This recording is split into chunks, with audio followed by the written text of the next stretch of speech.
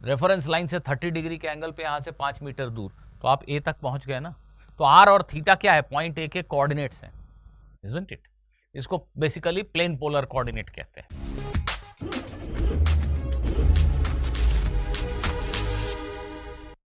Hello students, पीछे board पे एक इक्विलैटरल ट्रायंगल बना है और इसमें एक बड़ा ही कॉमन सा क्वेश्चन जो अमूमन सभी अच्छे बच्चों ने देखा होता है, उस क्वेश्चन में एक छोटा सा चेंज करके पूछ रहा हूँ, या हो सकता है ये भी बहुत सारे लोगों ने कर रखा हो, पर आई एक्सपेक्ट कि बहुत से लोगों ने नहीं भी किया होगा। एक छोटा सा चेंज करके पूछ रहा हूँ। देखिएगा, क्वेश्चन ये है कि एक इक्विलैटरल ट्रायंगल है, इसकी साइड लेंथ है और इस ट्रायंगल के वर्टेक्स पे, तीनों वर्टेक्स पे एक एक आदमी खड़े हैं, ए बी सी मान लो उनका नाम है।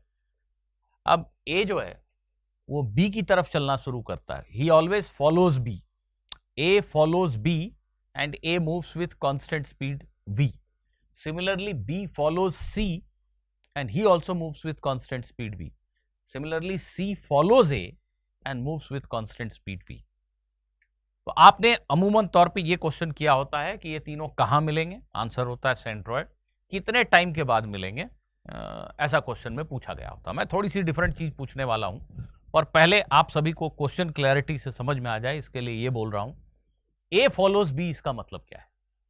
अभी ए को बी वहां दिखाई दे रहा है तो ए इनिशियली ऐसे चलना शुरू करता है, बी को सी यहां दिखाई दे रहा है तो बी डायरेक्टली टुवर्ड्स सी चलना शुरू करता है, और सी को ए यहां दिख रहा है तो सी डायरेक्टली टुवर्ड्स ए चलना शुरू करता है। पर थोड़ी देर में इनके पोजीशंस चेंज हो जाएंगे। मान लो एक बहुत ही छोटा टाइम लेते हैं, ए कहीं यहां आ गया, बी कहीं यहां आ गया, सी कहीं यहां आ गया, 1 मिनट के लिए ऐसा मानते हैं। अब इस आदमी ए को बी इधर थोड़ी दिख रहा है, यहां दिख रहा है, तो A will not continue to move along this straight line, no not at all. अब बी यहां आ गया तो नेचुरली इस आदमी को अब बी की तरफ मूव करना है तो वो अपने डायरेक्शन ऑफ मोशन को चेंज करता है। सिमिलरली बी को अब सी की तरफ मूव करना है, उसकी वेलोसिटी हमेशा सी की तरफ ऐसी होनी चाहिए। सी को ए की तरफ मूव करना है, सी को ए यहां दिख रहा है तो अब उसकी वेलोसिटी ऐसी होगी। तो इन जनरल हर पल ए को दिखेगा कि बी का जो ओरिएंटेशन है वो बदल रहा है, तो ए का डायरेक्शन ऑफ मोशन कंटिन्यूअसली बदल रहा होगा, और जब डायरेक्शन ऑफ मोशन कंटिन्यूअसली बदल रहा होता है तो पाथ कर्व होता है, इसी को कर्व पाथ कहते हैं। तो ए बी सी तीनों ही व्यक्ति किसी न किसी कर्व पाथ के ऊपर चल रहे होंगे। एक्चुअली में मेरा क्वेश्चन है उस कर्व पाथ का इक्वेशन लिखना है, उस कर्व पाथ का इक्वेशन लिखना है, ऐसा मेरा क्वेश्चन है। और जस्ट ए मिनट, इस क्वेश्चन को लिखने के लिए आपको मैं एक कोऑर्डिनेट सिस्टम और सारी व्यवस्थाएं दे देता हूं। ध्यान दीजिए, आप सभी ने पढ़ा होगा कि ये तीनों आदमी जो हैं वो ट्रायंगल के सेंट्रॉइड पे मिलेंगे। ऑब्वियस है, तीनों सिमेट्रिकली चल रहे हैं, किसी भी इंस्टेंट पे जाके देखेंगे तो तीनों एक इक्विलैटरल ट्रायंगल के सिर पे होंगे। थोड़ी देर के बाद बी हो सकता है यहाँ हो, सी यहाँ हो और ए यहाँ हो, फिर से इनको ज्वाइन करेंगे तो एक इक्विलैटरल ट्रायंगल ही मिलेगा, क्योंकि तीनों सिमेट्रिकली चले हैं। अगर यहाँ से ये 10 सेंटीमीटर दूर है तो ये भी आइडेंटिकली 10 सेंटीमीटर दूर है, ये भी 10 सेंटीमीटर दूर है। सेंटीमीटर आदमी के लिए बहुत छोटा हो गया, मीटर मान लो, ठीक है।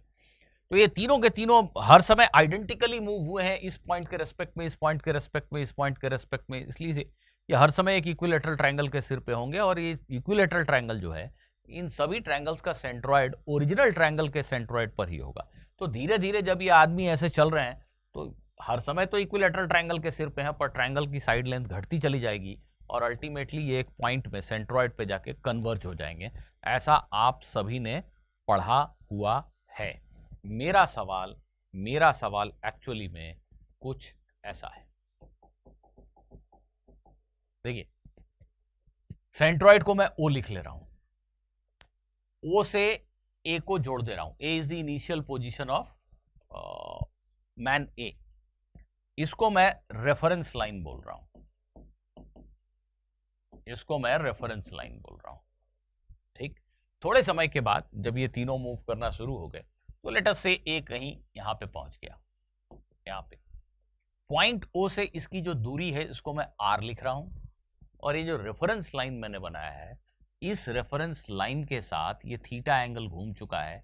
Theta is the angular position, theta is the angle rotated by this man A with respect to this particular line. इस रेफरेंस लाइन से ये थीटा एंगल एंगुलर डिस्प्लेसमेंट है इसका, और पॉइंट ओ से आर इसकी डिस्टेंस है। तो जब ए बी सी तीनों मूव कर रहे हैं, तो लेट अस से पर्सन ए की बात हम करते हैं, पर्सन ए के लिए आर और थीटा में क्या रिलेशन होगा? How is R dependent on theta, how is R changing with theta? R और थीटा में एक रिलेशन लिखना है। एक्चुअली ये जो रिलेशनशिप आप लिखोगे, ये पार्टिकल ए या मैन ए का पाथ इक्वेशन होगा। जैसे प्रोजेक्टाइल के लिए हम पाथ इक्वेशन जो लिखते हैं, तो उसके कोऑर्डिनेट्स एक्स और वाई में एक रिलेशन लिखते हैं, जिससे हमें ये पता चल जाए कि जब कोऑर्डिनेट एक्स है, एक्स की वैल्यू 1 है तो वाई कितना है, एक्स 3 है तो वाई कितना है, ऐसा एक रिलेशन लिखते हैं, Y is a function of X. यहां मैं पूछ रहा हूं coordinate system Cartesian coordinate system नहीं है, एक्स वाई कोऑर्डिनेट सिस्टम नहीं है, ये इसको actually plane polar coordinate system कहते हैं, पर चलिए उसको नाम को किनारे कीजिए, क्या लेना देना। मैंने जो डिफाइन किया है उन चीज़ों को ध्यान दीजिए। अगर मैं आर और थीटा 2 नंबर आपको बता देता हूं तो आप आदमी एक ही पोजीशन तक पहुंच जाएंगे। अगर मैं कहता हूं कि आदमी ए जो है वो यहां से 5 मीटर दूर है और इस रेफरेंस लाइन से 30 डिग्री के एंगल पे है, रेफरेंस लाइन से 30 डिग्री के एंगल पे यहां से 5 मीटर दूर, तो आप ए तक पहुंच गए ना। तो आर और थीटा क्या है? पॉइंट ए के कोऑर्डिनेट्स हैं, इजंट इट? इसको बेसिकली प्लेन पोलर कोऑर्डिनेट कहते हैं। आर और थीटा में क्या रिलेशन है? जब ये आदमी चल रहा है तो how is R related to theta? R और थीटा में जो रिलेशन लिखेंगे उसको इस आदमी का पाथ इक्वेशन कहेंगे, लोकस कहेंगे इन प्लेन पोलर कोऑर्डिनेट सिस्टम। तो वो इक्वेशन आपको हमें लिख के बतानी है। ये है आज का क्वेश्चन। अगर आप समझ गए तो वीडियो पॉज करके थोड़ी देर के लिए ट्राई कर सकते हैं।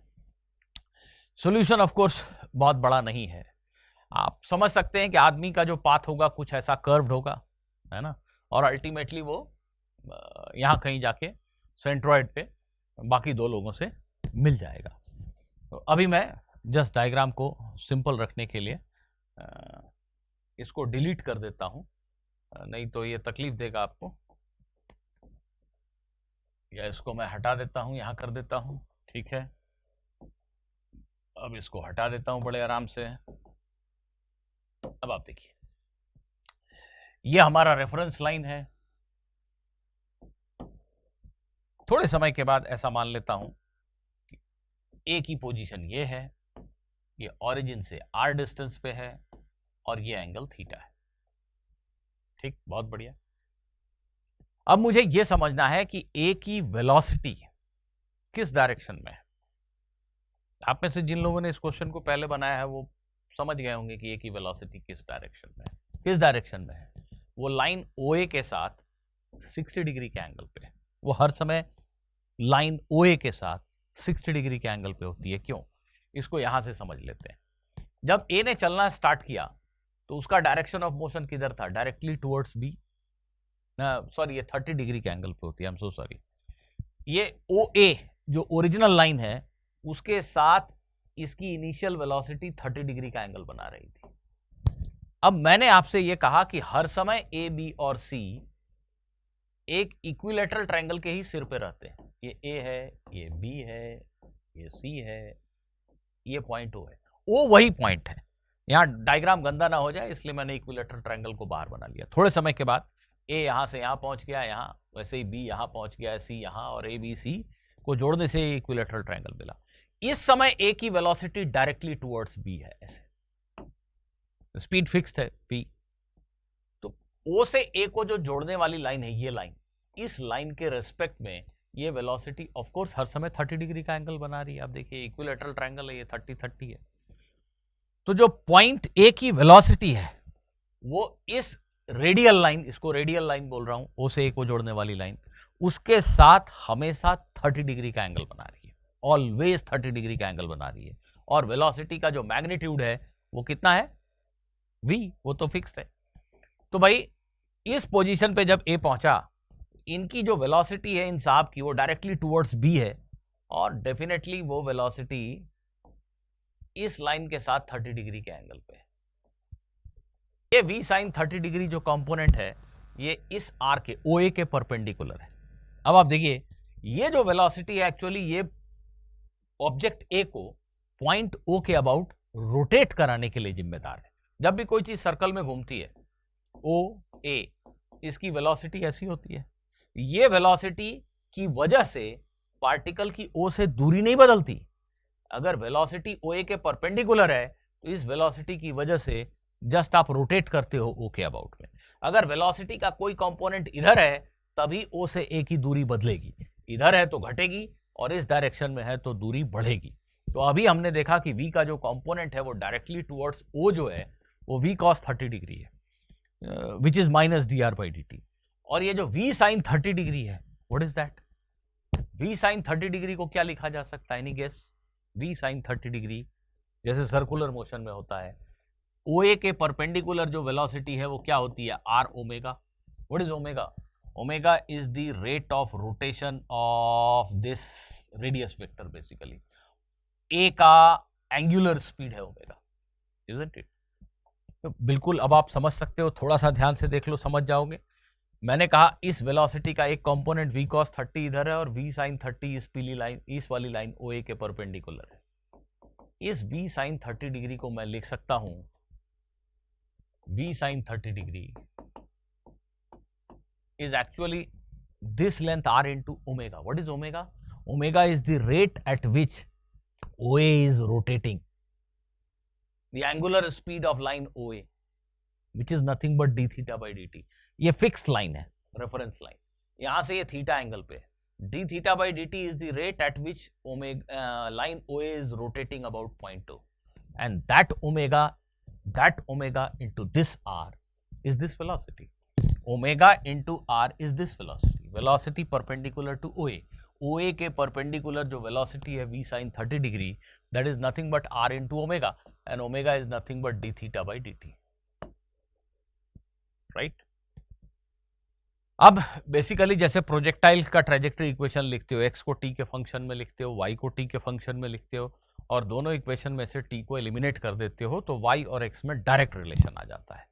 बिल्कुल वैसे ही है। अगर हम देखें तो ये r को यहाँ से मैं t के फंक्शन में लिख सकता हूँ, थीटा को यहाँ से मैं t के टर्म्स में, एक तरह से ये थीटा और t में रिलेशन है मोटा मोटी, देखिए। अब फिर टाइम को एलिमिनेट करेंगे, वो थोड़ा क्यूम्बरसम हो जाएगा। हम टाइम को यहीं पे डायरेक्टली एक स्टेप में एलिमिनेट कर सकते हैं, हम 1 और 2 का रेशियो यहीं पे ले सकते हैं। यस, जब आप दिस डिवाइडेड बाय दिस करते हो तो mathematics allows you to cancel this dt and this becomes minus D r upon r d theta.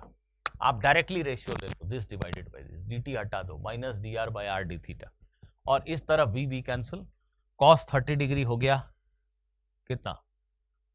हाँ, साइन 30 डिग्री हाफ और cos 30 डिग्री √3/2, तो वो भी कैंसिल हो गया, देखिए 2, और यहाँ पे बचा √3। तो ये सीधा सीधा r और थीटा में रिलेशन आ गया। अब आपको कुछ नहीं करना है, इसे लिखिए ऐसा और इंटीग्रेट कर दीजिए, बल्कि इस माइनस को मैं यहाँ लिख देता हूँ। अब ये दोनों तरफ आप इंटीग्रेशन कर दीजिए। जब थीटा 0 था, थीटा 0 मतलब पार्टिकल जब यहाँ था, ये पीली लाइन रेफरेंस लाइन है, उसके रेस्पेक्ट में थीटा 0 था, तो r की वैल्यू ये लेंथ थी। ओरिजिनली पार्टिकल पॉइंट O और पार्टिकल A के बीच की दूरी को मैं r0 लिख रहा हूँ, उसको आप साइड लेंथ के टर्म्स में लिख सकते हो बहुत आसानी से। अगर ट्रायंगल का साइड लेंथ A है तो ये डिस्टेंस जहाँ तक a/√3 आता है, कैलकुलेट करके देख लो, दैट इज r0। अब जब ये एंगल बदलता बदलता बदलता थीटा हो गया तो हमारी ये दूरी घटती घटती घटती r हो गई, हो गया, बस दैट्स ऑल। ये इंटीग्रेशन करेंगे तो ये log r आ जाएगा, देखिए log ऑफ r, ये कुछ नहीं है बेटा, ये लॉगरिथम ऑफ r आ जाएगा। लिमिट रखेंगे तो log r minus log r0 आ जाएगा। इंटीग्रेशन इज log r की जगह r log r, फिर r की जगह r0 log r0, this is equal to this side is minus √3 theta, log a minus log b, log a by b, तो ये r by r0, that is minus √3 theta. अब इसको exponential के terms में अगर मैं लिख दूं तो r by r0 is e raise to the power minus √3 theta. I hope all of you understand these mathematical steps, and then we can write r as r0 times e raised to the power minus √3 theta. So this is the path equation of any one particle A, B or C. इस path equation को actually logarithmic spiral कहते हैं। तो ये जो मैंने शायद कहीं पे ड्राइंग अभी बनाई थी, मिट गई, कि ऐसा एक पाथ होगा किसी भी एक ऑब्जेक्ट का, देखेंगे तो ऐसा किसी पाथ पे चल के ये सेंट्रॉइड पे पहुंचेगा। तो ये जो स्पाइरल जैसी चीज दिख रही है आपको, एक्चुअली लॉगरिथमिक स्पाइरल कहलाता है। इसका इक्वेशन कुछ इस फॉर्म का होता है। वो जो √3 है, it can be a different number also, but this is the general equation for a logarithmic spiral. So this is the path equation. और इससे आपको थोड़ा सा शायद पोलर कोऑर्डिनेट सिस्टम भी समझने में मदद मिल गई होगी, ऐसा मैं एज्यूम कर रहा हूँ। थोड़ा सा वीडियो को लाइक कर दो, दूसरे लोगों के साथ शेयर कर लो भाई प्लीज़, तभी तो बात बनेगी यार। चलो मिलते हैं अगले वीडियो में फिर से किसी नए क्वेश्चन के साथ।